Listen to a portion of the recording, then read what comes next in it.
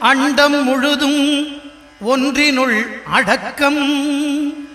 அதுவே ஆனை முகமெனும் ஓங்கார விளக்கம்.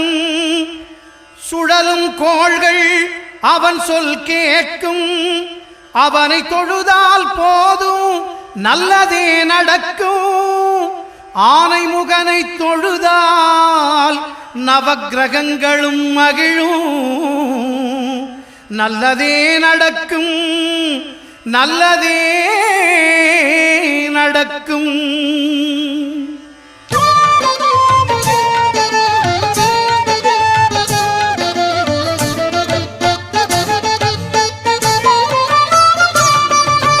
ஒன்பது கோளும் ஒன்றாய் காண அங்கு கற்பகம் என்னும் கடவுளின் மெய்யில்